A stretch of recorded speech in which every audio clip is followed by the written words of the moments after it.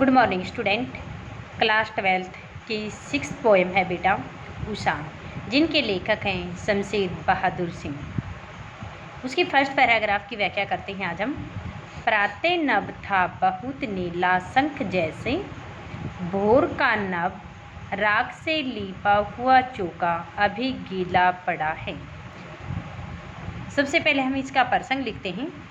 प्रसंग प्रस्तुत पद्यांश हमारी हिंदी की पाठ्य पुस्तक सितारों भाग 2 में संकलित उषा नामक कविता से ली गई हैं।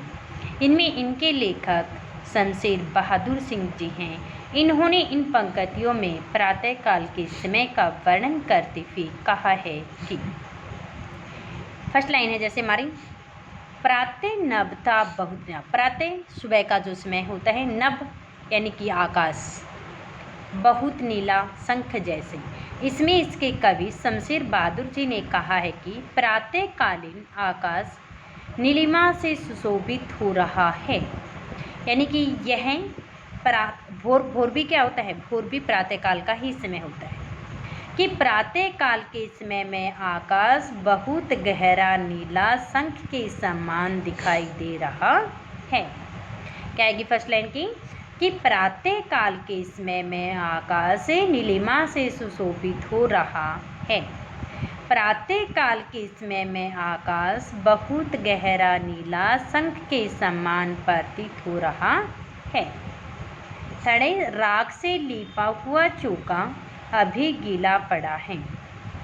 नीले आकाश में सफ़ेद रंग की हल्की चमक के कारण को देखकर, नीले आकाश में सफ़ेद रंग की हल्की चमक को देखकर कवि को लगा कि जिस प्रकार से कोई गृहिणी राख से लीपा, चौका क्या होता है जहाँ पर हम खाना वगैरह आदि बनाते हैं, चूल्हे जिसका हम बोलते हैं अपनी भाषा में, वो स्थान होता है कि जिस प्रकार से गृहिणी खाना बनाने से पहले चूल्हे को लीपा पोती करती हैं और फिर उसके बाद खाना बनाती हैं, और यही चौका यानी कि यही हमारा चूल्हा वातावरण की नमी के कारण गीला पड़ा हुआ दिखाई दे रहा है। बहुत काली सील जरा से लाल केसर से कि जैसे धुल गई हो। कि बहुत काली सील होता है पत्थर, जहाँ पर बेटा हम मसाला वगैरह, सिलबट्टा जिसको हम बोलते हैं, पत्थर का जो होता है, उस जो मसाला वगैरह आदि पीसा जाता है, वो होता है कि इस बहुत काले पत्थर पर मसाला पीसने के बाद जब उसे धो दिया जाता है तो वह ऐसा प्रतीत हो रहा है मानो इसे लाल केसर से धो दिया गया हो। कि जैसे धुल गई हो, यानी कि मानो इसे लाल केसर से धो दिया गया हो, और उसके बाद जब गहरा जो नीला रंग छूटता है वह प्रतीत हो रहा है। स्लेट पर या लाल खड़िया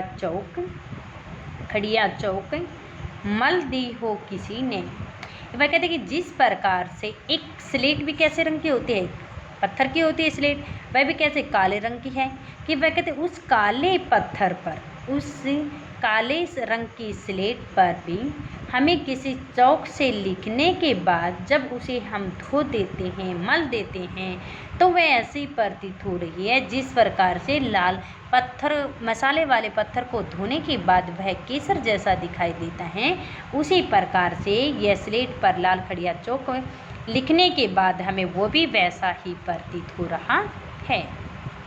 अगर आती इन पंक्तियों की सप्रसंग व्याख्या, तो प्रसंग व्याख्या और उसके बाद में फिर इसका विशेष में क्या लिखोगे बेटा, फर्स्ट पॉइंट लिखना है। यहाँ पर कवि ने उषा काल के समय में, सूर्योदय के समय में जो आकाश है उसका वर्णन करते हुए कहा गया है। सेकंड पॉइंट लिखना आपने इसमें प्रयोगवादी शैली है, अभिधात्मक शैली, अनुप्रास, उपमा, उत्प्रेक्षा आदि अलंकारों का प्रयोग भी इसमें किया गया है।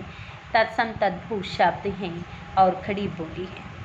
ठीक है। इसके बाद में यदि आता है इन पंक्तियों का काव्य सौंदर्य स्पष्ट कीजिए। मैंने बताया था कि विशेष और काव्य में वही 8 पॉइंट हमने लिखने हैं।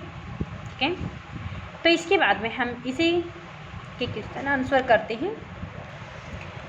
इसके बाद में इसी पैराग्राफ के बेटे हमारे क्वेश्चन आंसर हैं। जैसे फर्स्ट क्वेश्चन हमारा बनता है कि प्रातःकालीन आकाश कैसा था। प्रातःकाल के समय में जो आकाश था वह कैसा दिखाई दे रहा है, बहुत गहरा नीला व शंख के समान प्रतीत हो रहा है। बहुत गहरा नीला वैसे के समान प्रतीत हो रहा था।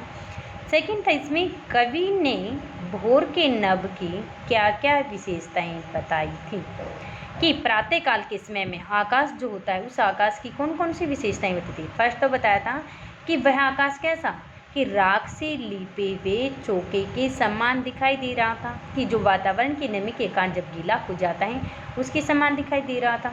सेकंड उसने बताया था कि वह एक लाल केसर से धुली हुई काली सील जैसा भी दिखाई दे रहा था, क्योंकि प्रातःकाल के समय में आकाश के अंदर क्या होता है, नीलिमा से भी दिखाई देती है, नीला भी होता है, और कहीं कर सूर्य जब थोड़ा निकलने से पहले लालिमा भी उस आकाश के अंदर होती है। और वह लालिमा कैसी दिखाई दे रही है, जैसे हमने किसी लाल पत्थर पर मसाले वगैरह आदि पीसने के बाद जब हम उसे धोते हैं तो उसमें से रेड कलर सा के पानी जो निकलता है वह कहते हैं कि वो उसके समान प्रतीत हो रहा है, यानी कि भोर के नभ की उसने 2 विशेषताएं बताई गई थी।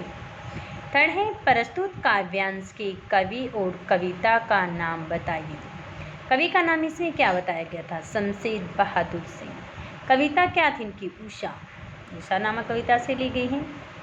थर्ड कि इस काव्यांश का काव्य सौंदर्य स्पष्ट कीजिए।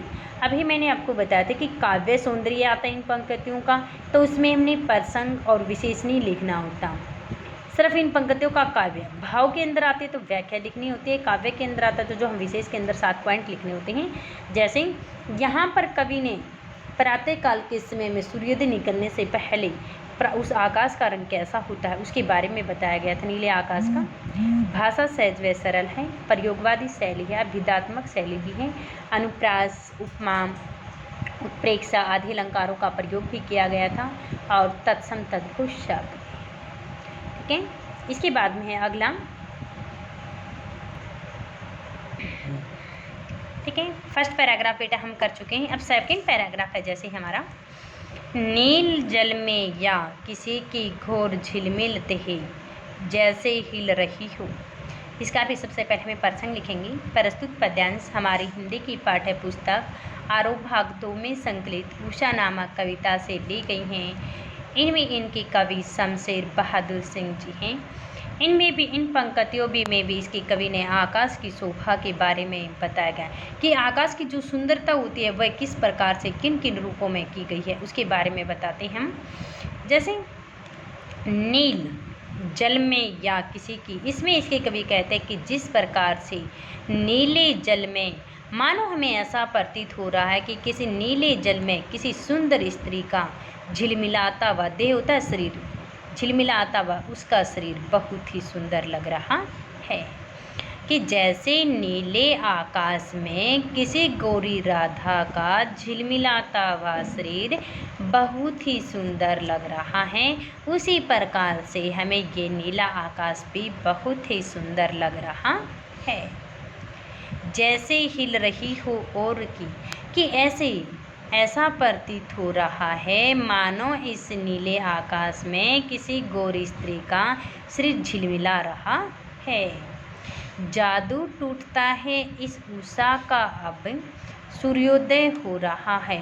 प्रातः काल के समय में, उषा होती है यानी कि प्रातः काल के समय में जब सूर्य निकलता है तो उस समय हमारे आकाश के अंदर परिवर्तन आ जाता है।